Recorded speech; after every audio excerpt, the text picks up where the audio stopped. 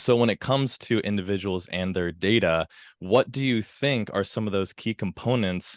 And what would you say to somebody perhaps that would say, yeah, I know that my data is used and sold, but when I go to Amazon, this is the personalized experience that I want.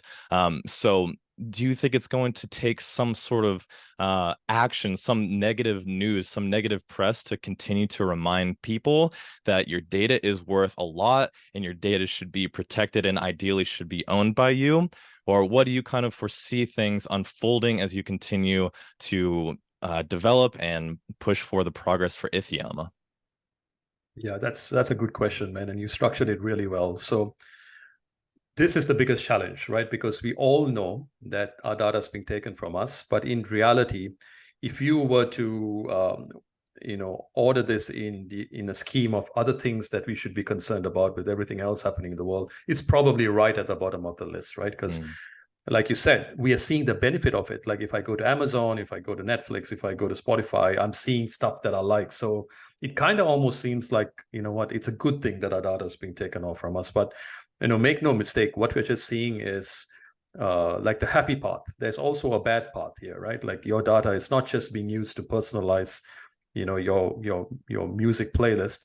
It's also being used to target ads at you. So your same data is being sold in an ad marketplace where they're profiled you and they're able to nudge you into doing things that you otherwise wouldn't do, right? Like as an example, maybe there's something you really want to buy, but you're financially not ready to do it. They can nudge you into buying that, and then you might end up in some financial difficulty.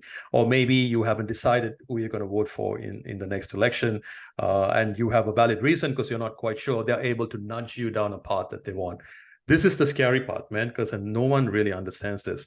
Now, add AI to the mix, it's going to exponentially go down the scary path, right? Because now we are producing fake content that can nudge us into doing things that we don't want to do. So this is the biggest challenge right now.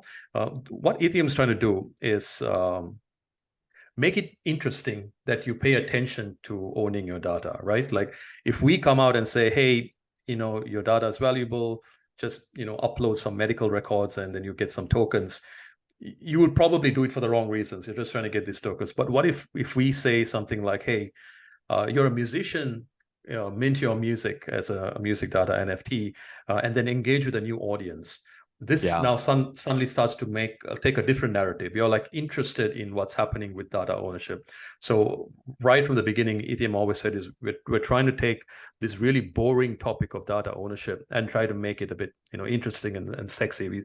We always said try to make data ownership sexy, right? And and that is use cases, but also products that kind of want you to participate. If we can get the attention of people, if they start to understand, hey, there is something interesting here with data ownership, and I'm actually interested in it, we can scale it up. And then we can start doing passive data collection, which I will get into later on. And then it starts scaling, right? And then we start tapping into this space where the centralized data brokers now start to see, their user base eroding because people are now opting in from the bottom up to go to a different app that's built on iTHEUM, as an example. On that point, something interesting that I've been thinking about recently, right? If you think about Bitcoin, right? Like prior to 2008, like we all trusted our banks to do things in our best interest. We just gave them the trust. We liked the personalization we got from them, but it was after the financial crisis of 2008 that people said, hey, the bank's holding my asset, which is my financial asset. I need ownership of that. And Bitcoin effectively gives me that. So, and that narrative started to build after there was a huge catastrophe that impacted everyone.